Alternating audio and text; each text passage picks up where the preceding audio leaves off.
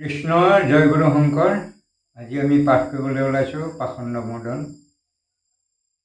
আগৰ যিটো আমাৰ ভিডিঅ' আছিলে তাত আমি পাঠ কৰিছিলোঁ নাম অপাৰ। এতিয়া আমি আজি পাঠ কৰিম পাষণ্ড মোদন। পাষণ্ড মোদন মানে আমাৰ যিবিলাক মানে স্বভাৱ, পাষণ্ড আচাৰ, বেয়া কৰ্ম কৰিব নলগা, বেয়া ঠাইলৈ যাব নলগা, কাকো বেয়া নেদেখা, সকলোকে সমান দেখা, সকলোকেই মানে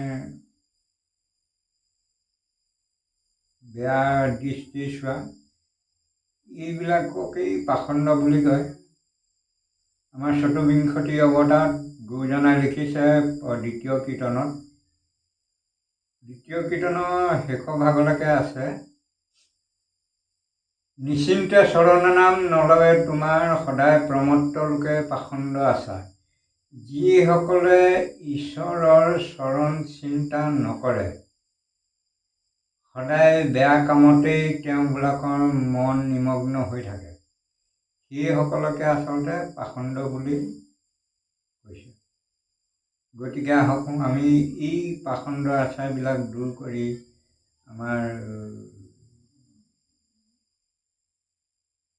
চৰিত্ৰবিলাক শুদ্ধ পথলৈ কেনেকৈ নিওঁ, সেইটোৱে আমি চিন্তা কৰিব লাগে। পাষণ্ড আচাৰবিলাক আচলতে মানুহৰ এই পাষণ্ড আচাৰবিলাকে আমাৰ গৃহস্থীবিলাকত প্ৰায়ে প্ৰভাৱ পৰে। ইজনে সিজনৰ কথা নুশুনা, সিজনে সিজনৰ কথা নুশুনা, এইবিলাক আচাৰকে পাষণ্ড আচাৰ বুলি কয়। গৃহস্থী ধৰ্মত পৰে আনৰ ধৰ্ম নাই, নিয়মে সংযমে থাকিবা সদায়। গৃহস্থী ধৰ্ম পালন কৰিব হ'লে নিয়ম সংযম লাগিব, আৰু এই পাষণ্ড আচাৰবিলাক আমি দূৰ কৰিব লাগিব। আহক এতিয়া আমি ইয়াৰে প্ৰথম কীৰ্তন।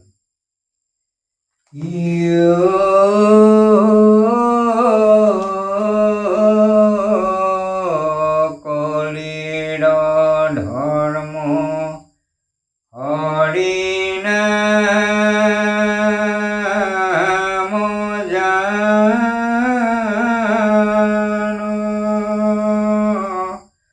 অপাপীৰ নিন্দাত নিদিবা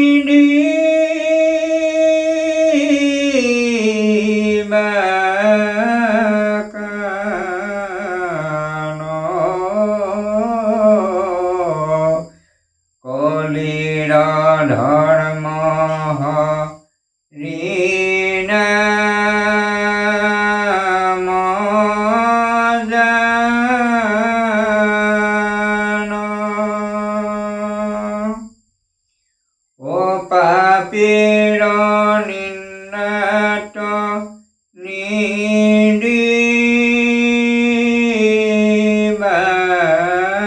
কাণ।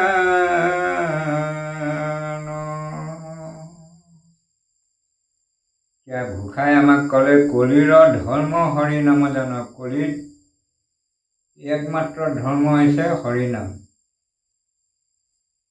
তাৰ বাহিৰে যদি আপোনাক কোনোবাই বেলেগ বেলেগ নিয়মৰ প্ৰৱৰ্তন কৰিবলৈ কয়, সেইটো আচলতে শুদ্ধ নহয়। এক হৰি নামৰ বাহিৰে কলিত বেলেগ নাই আৰু। গতিকে আমি এক হৰি নামকে বিশ্বাস কৰিব লাগে। এক নামৰ বাহিৰে যদি আমি চব জেগাতে ঘূৰি ফুৰোঁ, তেতিয়া সেইটো আমাৰ কলিৰ ধৰ্মত নপৰে। গতিকে আমি আৰু ইয়াত কলিত মানে কৈছে পাপীৰ নিন্দাত নিদিবা কাণ। যিসকলে পাপী, লোকক ধৰক হাঁহি থাকে, এইজনে আমুকটোহে কৰে, এইজনে তামুকটো কৰে, এইজনে ইটো কৰে সিটো কৰে, এই তেনেকুৱাবিলাকৰ মানুহে কথা কৈছে। এইবিলাকক কীৰ্তনে পাপী বুলি কৈছে। তেওঁবিলাকৰ নিন্দা আপুনি যিটো আচৰিছে, তাত আৰু কোনোবাই হাঁহিবলগীয়া কথা নাই। নিনিন্দিবা নুভুঞ্জিবা, নিন্দাও নকৰিবা, আৰু তাত তুমি খাবও নালাগে। কীৰ্তনে আমাক সেইটোহে কৈছে। আমি লোকক নিন্দা কৰাটো আমাৰ বোধগম্য হয় যে এইটো আচলতে অপৰাধ। গতিকে এনেকুৱাখিনি আমি কৰিব নালাগে। কোনোবাই কিবা এটা ভাল পাইছে, তেওঁ তাতেই থাকক। তেওঁক নিন্দা কৰাটো আমাৰ উপযুক্ত নহ'ব। এতিয়া পদলৈ আহোঁ। ৰাম কহিলা সুকে বেদান্ত মৰ্ম, শুনা পৰীক্ষিত কলিৰ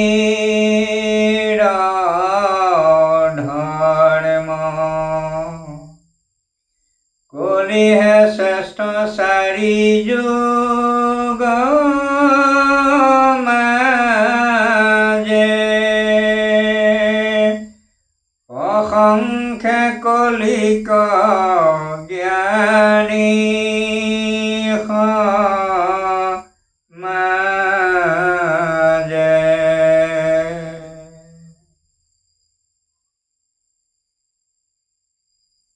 ই সত্য দাপৰ তেতা কলি, এই চাৰিটা যুগৰ ভিতৰত কলিয়েই শ্ৰেষ্ঠ যুগ বুলি কৈছে।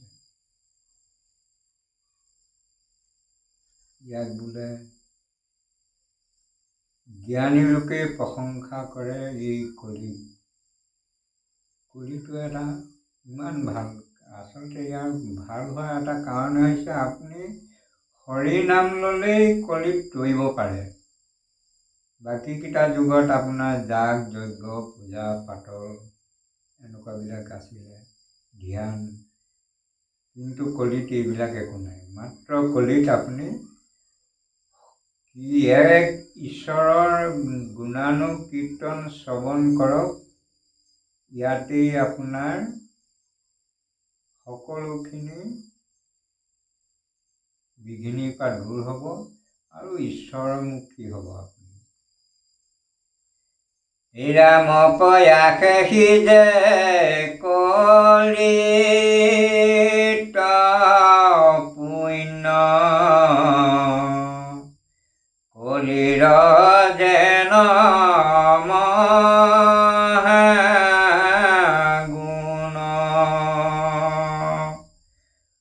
কহিয়া কৰিয়া কলিত কীৰ্তন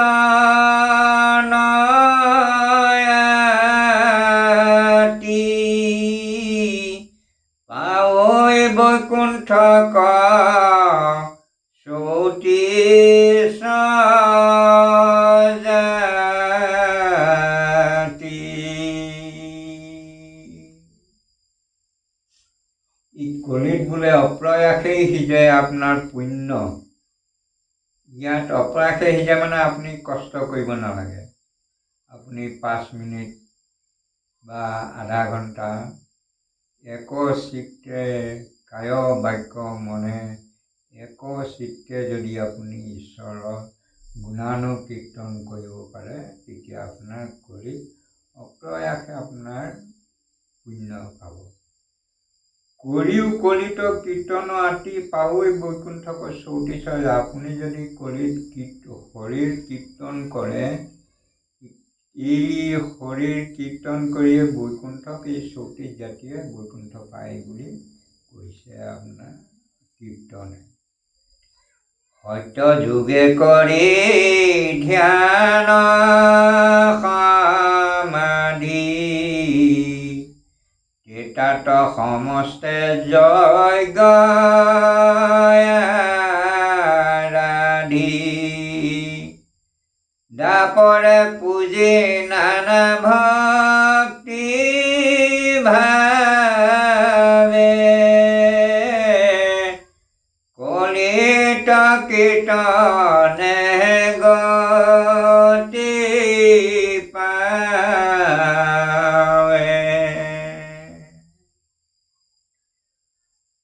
সত্য যুগত বোলে ধ্যান কৰিব লাগিছিলে, সমাধি ধৰি ধ্যান কৰিব লাগে, আৰু তেতাত যজ্ঞ কৰিব লাগে। যজ্ঞ কৰাটো বহুত কষ্টকৰ কাম। চাচি বাগৰ লাগে ভূমি ১২শ বছৰ, তেৱে যজ্ঞ কৰিবাক উপযুক্ত হয়। আপুনি যজ্ঞস্থলীৰ টুকুৰা ১২ বছৰ চফা কৰিব লাগিব। আৰু সেই জেগাটোত ১২ বছৰ আপুনি চফা কৰাৰ পিছতহে আপোনাৰ যজ্ঞ কৰিবৰ কাৰণে উপযুক্ত হয়। কলিত কৰিয়া দাপৰত পূজা নানা ভক্তিভাৱে, দাপৰ যুগত নানান ধৰণৰ ভক্তিভাৱে পূজা কৰিব লাগে। পূজা কৰোঁতে বহুতখিনি মানুহৰ কষ্ট আছে, তাত বহুত বস্তুৰ প্ৰয়োজন হয়। গতিকে এইবিলাকৰ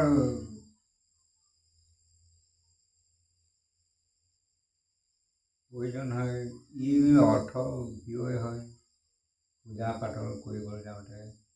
কিন্তু কলিত যদি আপুনি কীৰ্তন কৰে, আপুনি কাকো মাতিব নালাগে, আপোনাৰ গৃহলৈ আপুনি এটুকুৰা নিজন জেগাত বহি ঘৰত হাই উৰুমি নোহোৱাকৈ তাতেই যদি আপুনি ঈশ্বৰৰ কীৰ্তন কৰে, ভগৱানৰ নাম লয়, তাতেই আপোনাৰ ভগৱান তুষ্ট হয় বুলি কীৰ্তনে আমাক কৈছে। সত্য যুগে যত আছিল প্ৰাণী, কলিত জন্মি বুবলৈ কৈ খানি, হৰি নাম ঘোষি কলি যুগত, নিশ্চয় শৈবে লোক ভকত। কলিত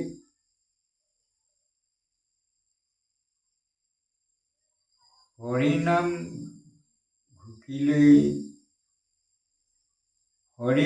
ঘোষি কলি যুগত নিশ্চয় শৈবেক লোকভোকত।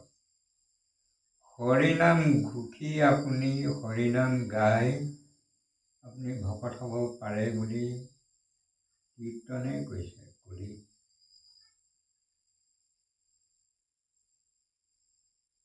বাকীকেইটা যুগততো বহুত টান আছিলে। আৰু এই সত্য যুগৰ যিসকল প্ৰাণী, তেওঁবিলাকে চিন্তা কৰিছিলে আমি কেতিয়া কলিত জন্ম হ'ম। কলিয়ে এটা যুগ, যি যুগত সকলোৱে ঈশ্বৰৰ গুণ কীৰ্তন চৰ্চা কৰিব পাৰে।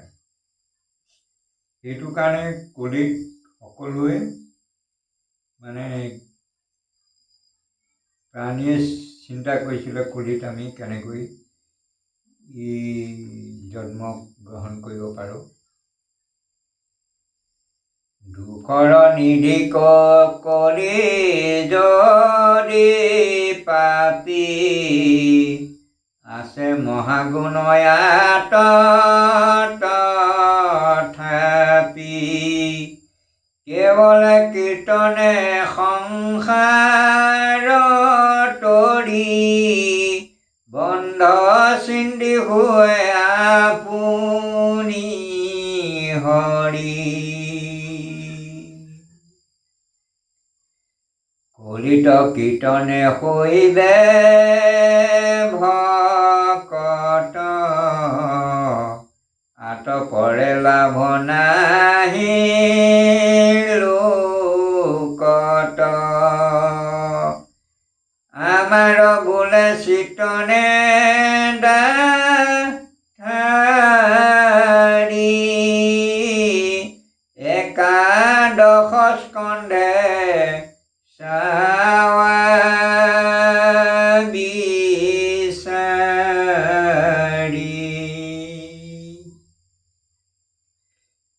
এই পাষণ্ড মদনত আচলতে আমি কৈ যোৱাৰ একো প্ৰয়োজনেই বোধ কৰা নাই। যদি আপোনালোকে একান্ত ভাৱে শুনি যায়, ইয়াতে আপোনালোকে চবখিনি কথা বুজি পাই যাব। কিন্তু ভাৱটো আপোনালোকৰ একান্ত হ'ব লাগিব। আমাৰ একান্তভাৱে যদি আমি ইয়াক চিন্তা কৰোঁ, তেতিয়াই আমাৰ সকলো বিঘিনিৰ পৰা আমি দূৰ হ'ব পাৰিম আৰু আমি ঈশ্বৰমুখী হ'ব পাৰিম। ইয়াত কৈছে নাৰদমুনিয়ে, যদি মোৰ কথাটো তোমালোকে বিশ্বাস কৰা নাই, তেতিয়াহ'লে ভাগৱতৰ একাদশ স্কন্ধত বিচাৰি চোৱা। ইয়াৰ উল্লেখটো ভাগৱতৰ একাদশ স্কন্ধত লিখা আছে।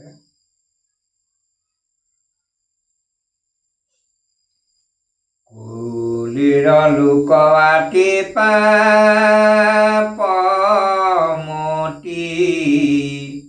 নাহাধৈ আন ধৰ্মে আৰ গতি, ৰাম নাম যিটো সততে গাৱে, সততে সেহিহে সততে মুকুতি পাৱে।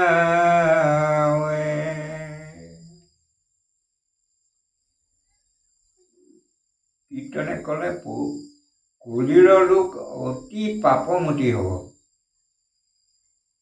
কোনো কামত তেওঁবিলাকে নাহাধৈ আনৰ ধৰ্মে আৰু গতি, মানে বেলেগ বেলেগ আমি বুজিবলৈ গ'লে এতিয়া বেলেগ বেলেগ ধৰ্মত মানে কলিত কোনো সাধিব নোৱাৰে গতি। এক ঈশ্বৰৰ নামৰ বাহিৰে কলিত বেলেগ ধৰ্মই আপোনাৰ গতি সাধন কৰিব নোৱাৰে। আপুনি এক ঈশ্বৰমুখী হোৱালৈ যদি আপুনি ঈশ্বৰৰ গুণানুকীৰ্তন একচিত্তে ঈশ্বৰৰ চৰণ চিন্তা কৰে, তেতিয়াহ'লে আপোনাৰ সততে মুকুতি পাব বুলি কীৰ্তনে কৰে। দুষ্ট চিত্তে যদি হৰি সুমৰে, তথাপিতো তাৰ পাতকৰে, অনিচ্ছাটো যেন অগণি ফুলে, বিষ্ণু ধৰ্মোত্তৰ আগমে বোলে।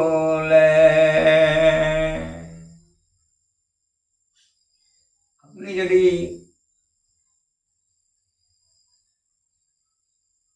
ঈশ্বৰৰ নাম দুষ্ট চিত্তে, মোৰ নাম ল'বলৈ মন যোৱা নাই, তথাপি কৃষ্ণ বুলি আমি ক'লোঁ, তাতো আমাৰ যিখিনি দুখ আছে সেই দুখখিনি হৃদয়ৰ পৰা আঁতৰ হয়। যেনে ধৰক জুইডাল খৰিত দিলোঁ, পুৰিবলৈ মন নাছিলে, তথাপি খৰিডাল জুইয়ে পুৰিলে। অনিচ্ছাটো যেন অগণি ফুলে, খৰিডাল জুইৰ ওচৰত থৈছিলোঁ জুইয়ে নুপুৰক বুলি, কিন্তু জুইয়ে পুৰিলে। সেই তেনেকুৱা কথা। আমি ইচ্ছা নাছিলে কৃষ্ণ বুলি কোৱা, কিন্তু কৃষ্ণ আমি ক'লোঁ, তাতো আমাৰ যিখিনি দুখ আছে সেই দুখখিনিৰ পৰা আমি হাত সাৰিব পাৰোঁ। এই কথাষাৰ বিষ্ণু ধৰ্মোত্তৰ আগম পন্থৰ যিখন শাস্ত্ৰ আছে, তাত এই কথাটোৰ বিষয়ে উল্লেখ আছে বুলি আমাক কীৰ্তনে কৈছে। ঘোৰ সংসাৰৰ মুখ্য সুধি, হেন হৰি নাম এৰি বুদ্ধি, লভিবে মুকুতি কোন পাই, মিছাতে পণ্ডিত ফুৰে বোলাই।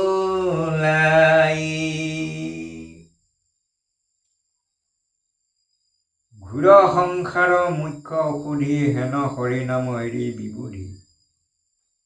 ই ঘোৰ কলিকালৰ ঔষধ হ'ল একমাত্ৰ হৰিনাম। ইয়াক এৰি আমি যদি অন্য উপায়েৰে চিন্তা কৰিব বিচাৰোঁ তেতিয়া বিবুধিত পৰিম বুলি কৈছে। লোভিবে মুকুতি কোন উপায় যদি ইয়াকেই এই ঈশ্বৰৰ গুণগানে কীৰ্তনেই যদি আমি এৰি দিওঁ, কোন উপায় আমি এই ভৱ সংসাৰখন তৰিম।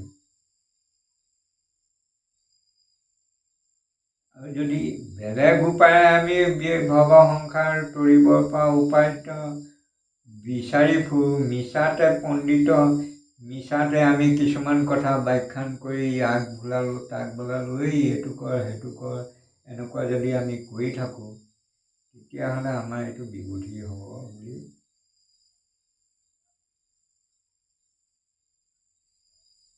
মিছাতে পণ্ডিতহে আমি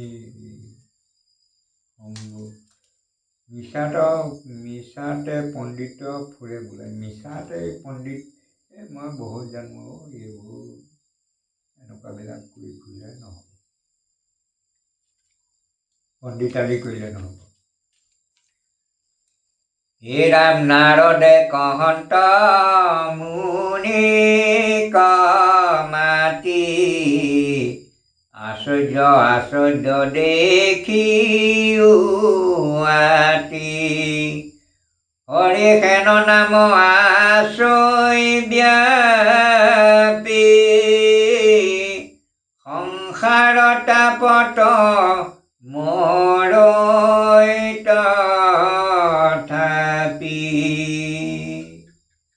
হৰি নামে নামে নামে নিশ্চয়, মোৰ জীৱন নাৰদে কয়। কলিৰ কালে আৰু আতপৰ, নাহি গতি লোকৰ। নাৰদে দিলন্ত তিনি কতপা, আকৌ নমানিব কোননো লপা। নাৰদৰ বাণী শিলৰ ৰেখা, বৃহৎ নাৰদী বিচাৰি দেখা। সমস্ত লোকৰ ধৰ্ম এৰি, বিষ্ণুৰ নামতে সততে ৰৰি। সিজনে যি গতি লভে সুখে, সমস্ত ধাৰ্মিক নাপায় দুখে। জানিয়া হৰিক সততে স্মৰে, খনেকো নপাহৰিবা নৰ। যত মহাপুণ্য মহাপাতক, ইদুৰ কিংকৰ দানা পৈতুক। তথাপি যদি চিত্ত নেদাথাৰি, পদ্ম পুৰাণত চাবা বিচাৰি।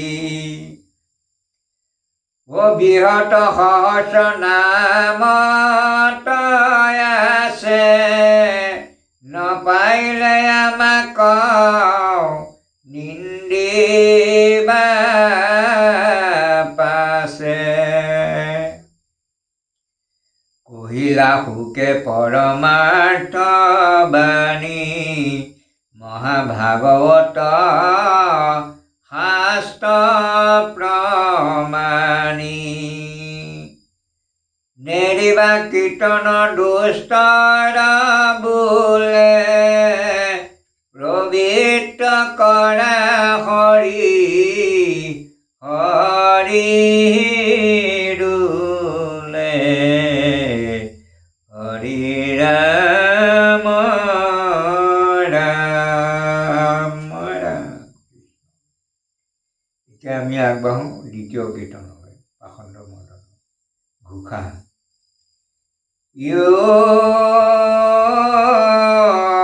হৰি ৰাম মুৰাৰী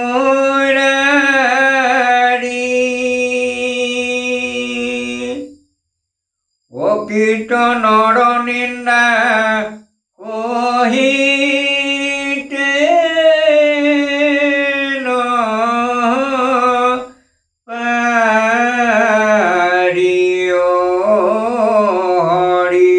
হৰি ৰাম মুৰাৰী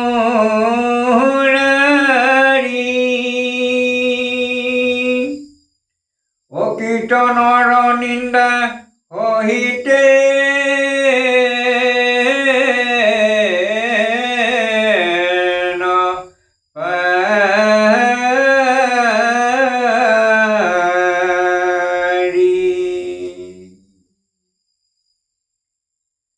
চণ্ডালে কহিছে হৰি কীৰ্তন বুলিয়া নিন্দ যিটো অজ্ঞজন তাক সম্ভাষণ যিজনে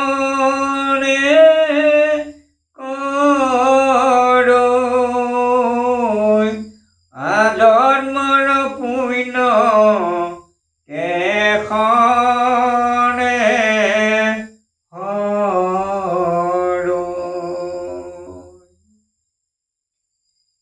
হে ৰাম বিষ্ণুৰ গুণ নামে অলংকৃত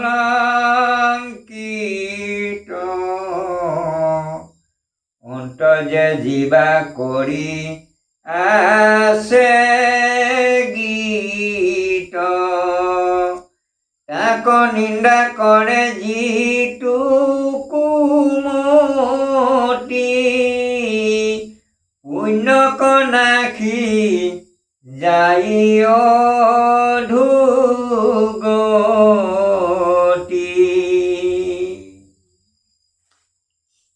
আচলতে কথাটো এনেকুৱা, কোনোবা যদি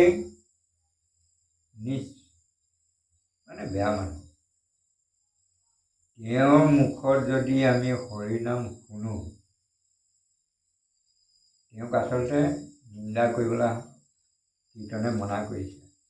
যদি এই হৰিনাম লৈছে তেওঁ নিজ বেয়া মানুহ, তেওঁক যদি আমি নিন্দা কৰোঁ বা হাঁহোঁ তেতিয়া আমাৰ আজন্মৰ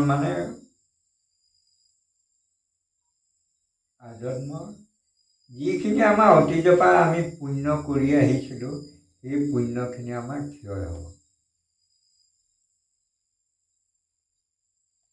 ইয়াক কোনেও ৰাখিব নোৱাৰে বুলি আমাক কীৰ্তনে ক'লে। দ্বিতীয় কীৰ্তনে আমাৰ বোলে পতিয়ন নাই দেখিও সুত সংগীতা কচাই ৰজু গুণে কৰ কৰ্মত প্ৰীতি কৰ্মৰ দম্ভ ভাৱ বাঢ়ে নীতি কৰে হিংসা ধৰ্ম নুপজে বুধ নুগুচয় যেন হৰে পাৰ ক্ৰোধ আশৈ বৈষ্ণৱক যিটো নিষ্ফল পাপত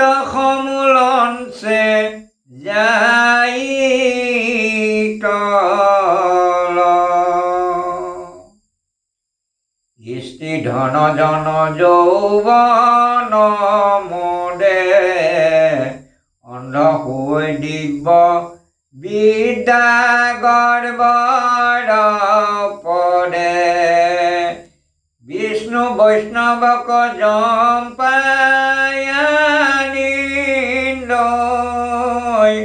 হৰি নামে তাৰ কাণত বিন্ধ হৰি ভকতক যিজনে সাহৈ নুবুজি বেদৰ অৰ্থ বিনাশৈ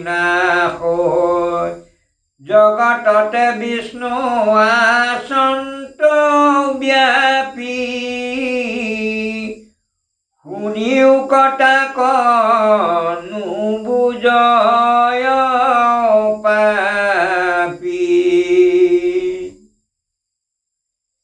এৰা মিষ্টি মদ্য মাংস সেৱাৰ কথা কৈ মৰে কৰে জন্ম বিথা নুবুজে বেদ অভিপ্ৰায় গূঢ় কৰ্মকো কৰিবে নজানে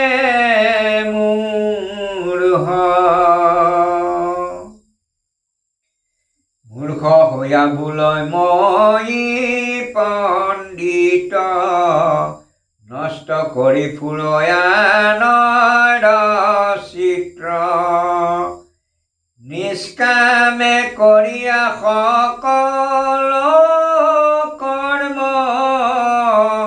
বিষ্ণু তৰ্পিব সিহ ধৰ্ম হে ৰাম শ্ৰৱণ কীৰ্তন তাহাৰ ফল মিছাত নজানি নিন্দৈ নিষ্ফল আমাৰ বোলে অপ্ৰতীয় যাহা একাদশ স্কন্ধে বিচাৰিছা বিষ্ণু বৈষ্ণৱৰ নিন্দা শুনিয়া নুগুছে কাণত আঙুলি দিয়া সমস্ত পুণ্য নষ্ট হৈ তাৰ নৰকত পৰৈ নাহি নিস্তাৰ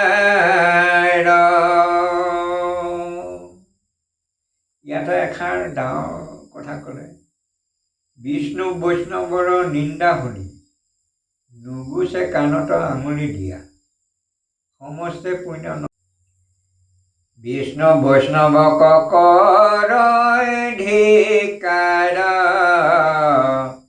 কাটিবে আন্তিলে জিভা কটাৰ শাস্তি কৰিবাক যেবে নপাৰে গুচিবে কাণত আঙুলি গাড়ী নিন্দা শুনি যদি তৈৰ নুগুছে কল্পে মানে নৰকত উপচৈ যাইবাক যদি নাহি আন ঠান তথাতে এৰিবে আপোনাৰ প্ৰাণ হে ৰাম তেবেশে শুৱে পয়া চিত্ৰয়াতি দক্ষৰ জগত কহিলা সতী আমাৰ বোলে আপত্য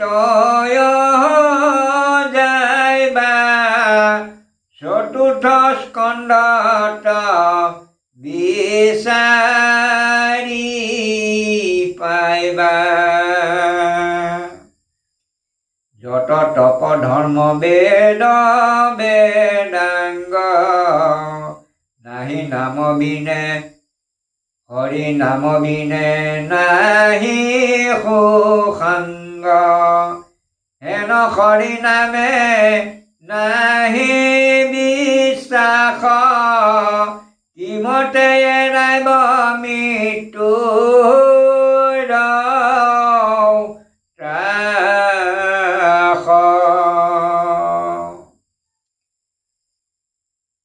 দ্বাদশ স্কন্ধৰ তত্ত্বউদ্ধাৰি, কহিলে কহুতে উপসংহাৰি।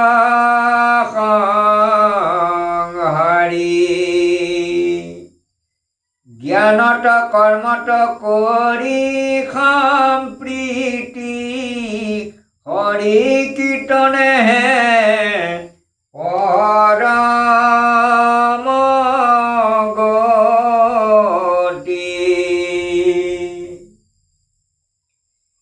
হেৰা মূৰেখা বানাৰসী, ঠাৱে ঠাৱে কবিৰ গীত শিষ্য সবে গাৱে।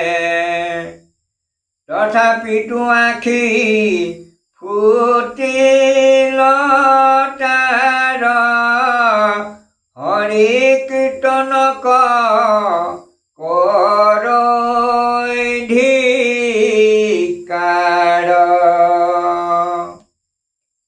শুনা সৰ্বজন কহো সাক্ষাৎ, মূৰ্খ বোলত নাহি সঞ্জাত।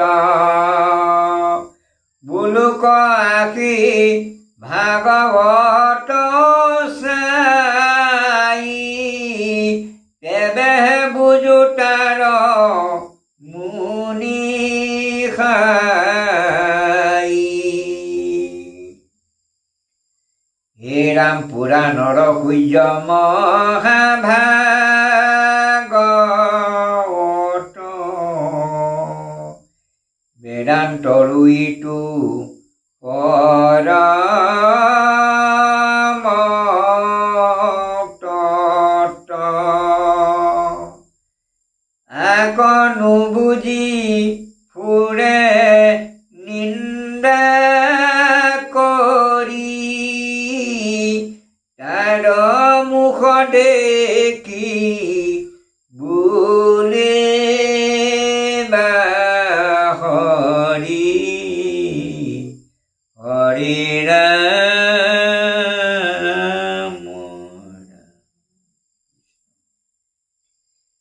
হে ৰাম পুৰাণ সূৰ্য মহাভাগৱত, বেদান্তৰ ইটো পৰম তত্ত্ব। আক নুবুজি ফুৰে নিন্দা কৰি,